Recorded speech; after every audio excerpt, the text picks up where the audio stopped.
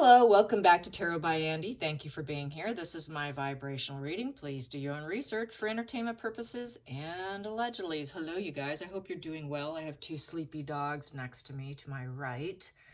I was watching a video from a friend that sent it my way. Thank you, Zen. It's on Talk TV. And it was basically about the acts of sibling rivalry. And that's basically what the whole issue with Spare is, to be honest. Um, Anyways, I'm kind of wondering how that sibling rivalry with Harry is at this moment in time, knowing that his sister-in-law is ill, his father is ill, and all of that. So going into this sibling rivalry, psychology is the younger is more likely to do this, even to the point of murder, according to this video. This guy is a psychiatrist.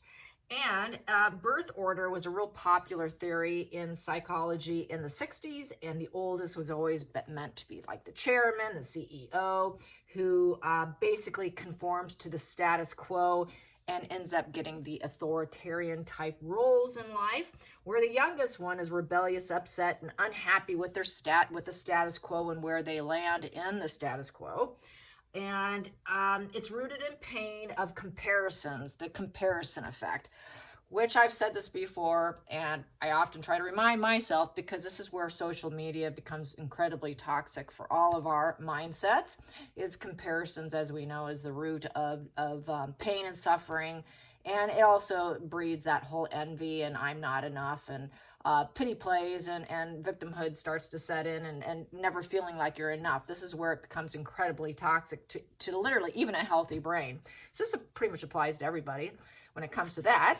And anyways, his discontent was always to compare himself against his brother because he's not going to be king. We've always talked about this. We know this. And they also feel he was over-therapized, which influenced the book with his constant complaining. The complaining, there's two types of therapy, apparently. One is to complain. The other one is to challenge the patient. The complaining is to accept the complaining. The therapist just reassures and is understanding. Oh, I get it. I understand. So they sort of legitimize their struggle without challenging them. And they enforce the ideas in their mind, and that is basically the outcome of the book Spare. Versus the challenging method, which is, what part did you play a role in this? More challenging approach, and then asking for evidence against the complaints, and then opening up the dialogue of a debate. What's true, what's false, are you over, and then telling them, hey, you're oversensitive, you're over dramatizing, and challenging them. But unfortunately for celebrity patients, therapists don't do that. They're afraid of losing their celebrity clientele, so they tend to go along to get along, and then they play that really fair route, so they don't tell him what he needs to hear. So this is why he's still sick, because they feel he's definitely in that complaining and then legitimizing his feelings versus challenging him. And it goes also into interviewers such as Oprah and several others that just kind of went along to get along and didn't ask the tough questions, which would force him to go and dig deep and peel back the onion and possibly take some accountability. But no. So I found that really interesting on Talk TV, on YouTube. And anyways, there's a lack of concrete evidence. They don't challenge it. And the psychiatrists who have these celebrity patients, they're just very agreeable. Like I said, they need the truth. They need the truth, and they don't pull out the truth out of their patients. And this is why I've met people like this, where it seems like anyone has a little bit of money, or look like they have money, or they appear to have money, or walk in looking like they're high status individual. They get coddled. They get coddled and treated differently than someone who doesn't.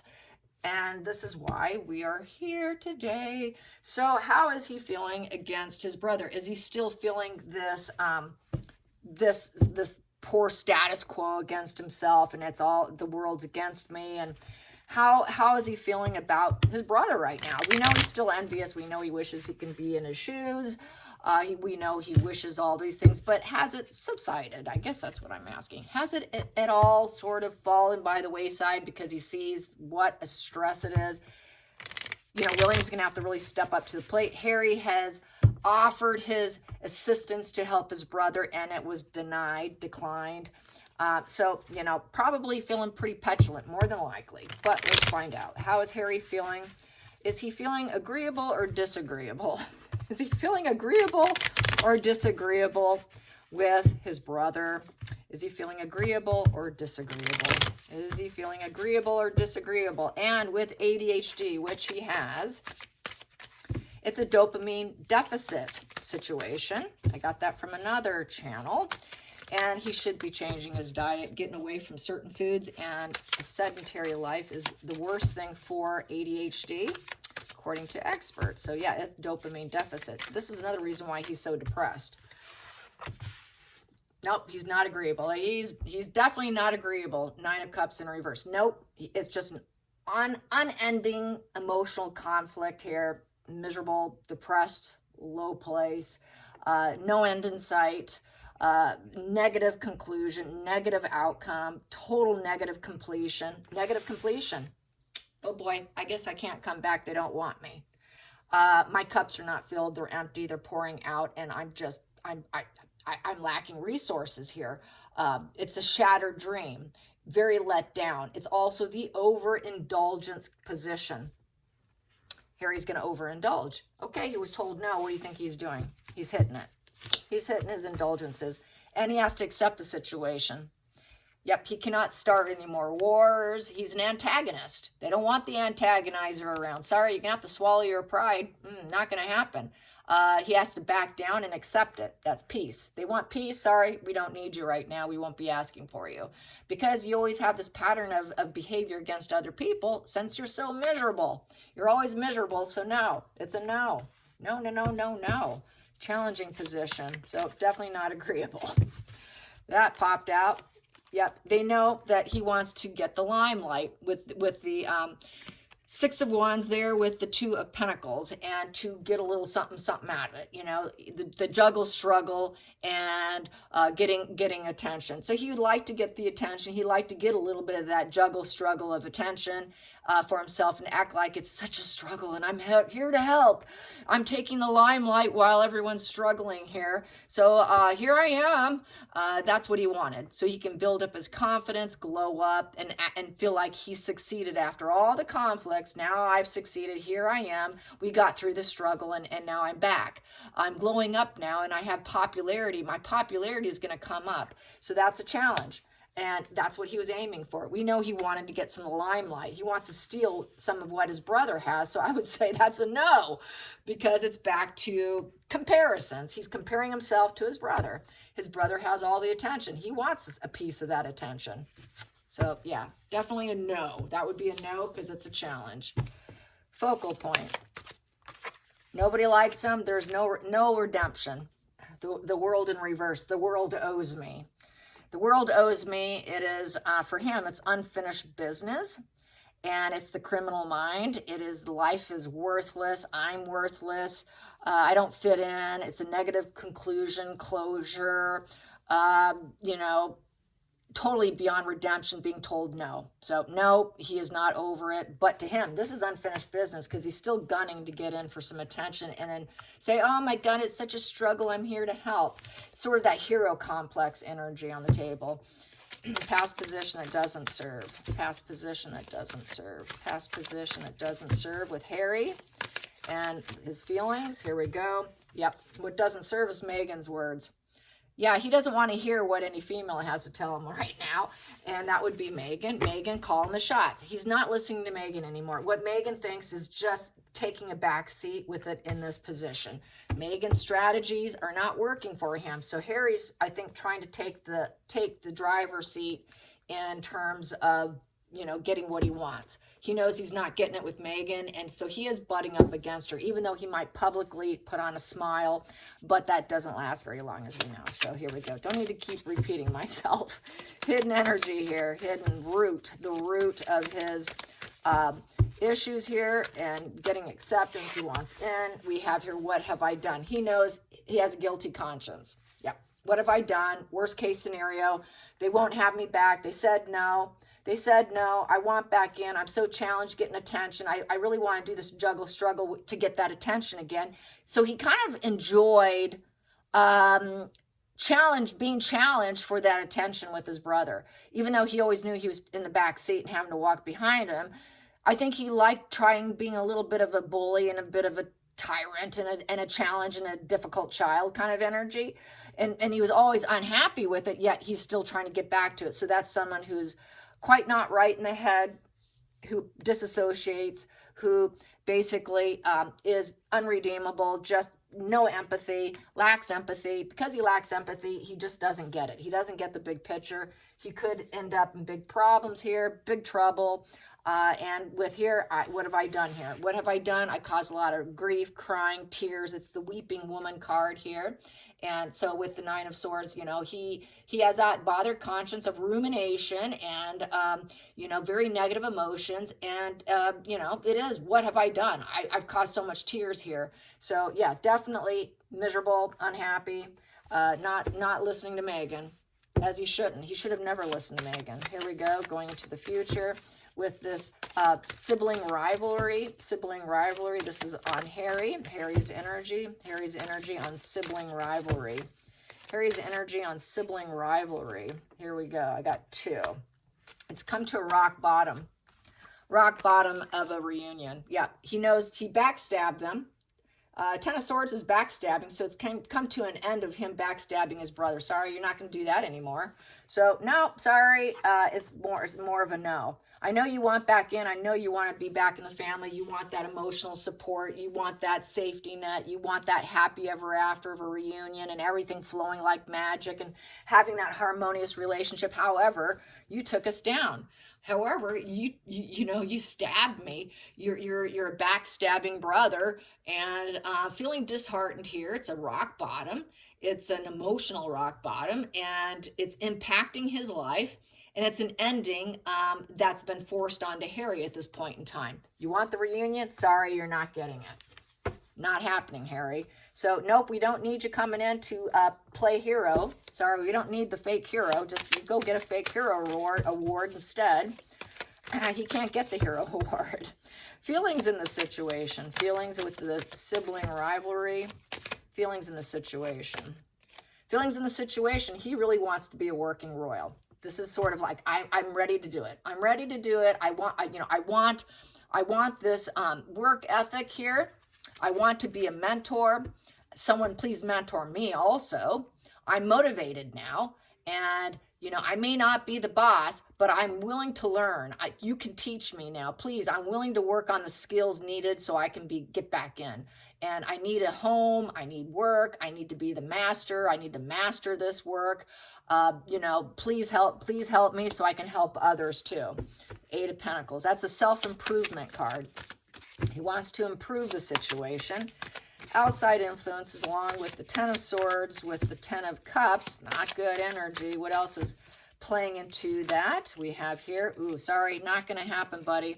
We know you're struggling out there on your own with your freedom, and you're mentally challenged there, but we know it's also a mentally challenge of revenge. The Chariot is the end game of revenge, and it is black and white splitting. Defense mechanism with mental struggles with the ego.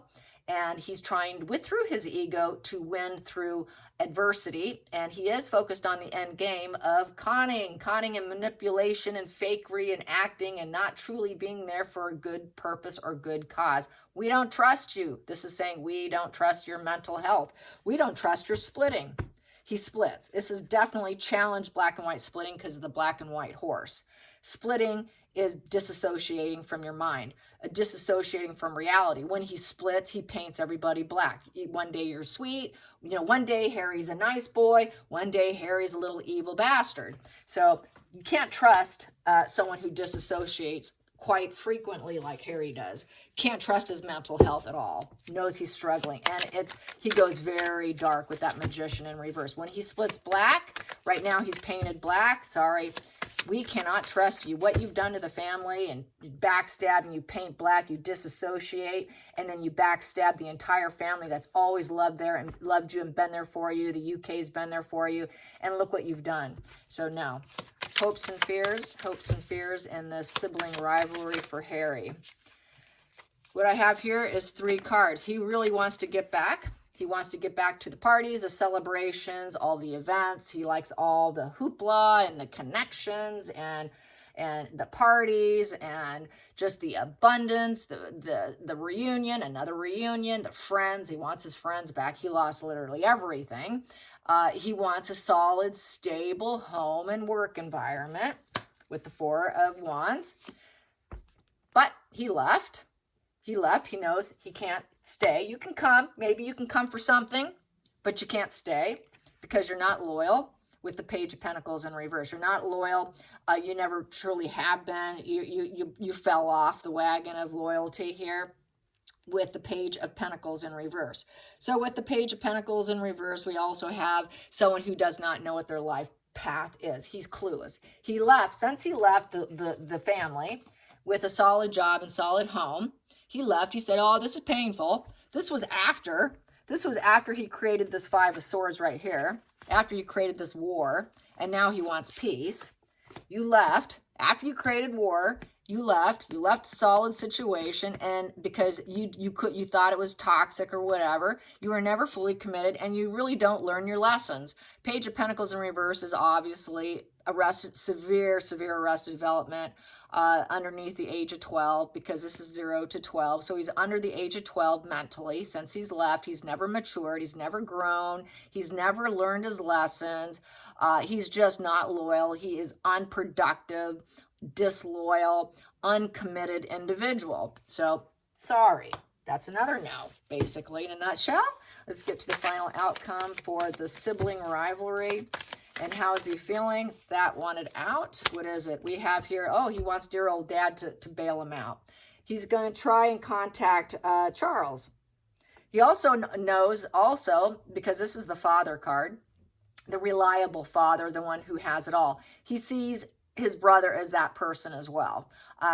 My brother has it all. So this is why all of this is here, is because his brother has it all. Harry wants to have it all too. Harry wants to be the man who has it all, the worldly master, success, a good parental figure with money in the bank, the advisor, the leader. He wants to go to his brother for advice. He misses his brother for advice. His brother was a solid investment in spending time with that kept him in line. But it was always, as we see, it was always a challenge to get the attention from his brother, because his brother was always going to be the one who got everything. He basically won the bankroll. He got it all. And that's that money he got for being the next king. That's part of the problem here on the table, is he's getting more money than me. He has everything I don't have. He's got his kids too. He's got the wife that loves him. Mine don't love me. He's got everything he doesn't have. So that's that comparison there.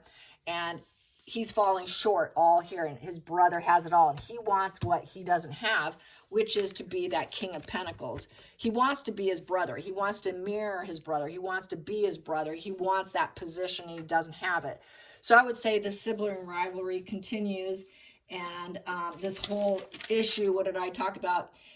Extremes acts of sibling rivalry is the reason why he does it. So he's continuing his rebellion. The comparisons effect is falling, is negative for Harry, and it's all about my brother. And he's idolizing. I would say he's idolizing him while he's falling apart. He does look up to him still, but he wants to take him down at the same time. So it's still there. It hasn't gone anywhere, unfortunately. And it's just, he's going to have to learn to be at peace with the situation, with what have I done. This is really going to plague him. This is going to plague him the most too, because his life is going to feel worthless. I feel so worthless. What have I done? This is so bad. Worst case scenario. And how am I going to live with this? How do I swallow my pride here and be at peace with this? Really hard energy between the 3 right here. I don't think this is such a huge challenge for him to accept something that he did. He knows he did it. He knows darn well he did it, and he's suffering from severe depression, really bad. And then we have Megan here saying, get some attention. Let's get the juggle struggle and get some of the attention. And here she is trying to dictate to him, and he doesn't want to hear. She could dictate some very cold stuff with this Queen of Swords here because she has no heart on her sleeve. She doesn't care about his emotions. She doesn't care. She just wants to strategize. So she can convince him to do something, which I've said many, many times, to do something against himself because life is worthless. What have I done? I have to live with this. I'm extremely depressed and I'm overindulging in substances. What is she going to say to him? What are you going to say to him? Let's clarify that. What is Megan going to say to him with his struggles? Life is worthless. I'm deeply depressed with substance, and I'm supposed to live and accept the situation with struggles, splitting.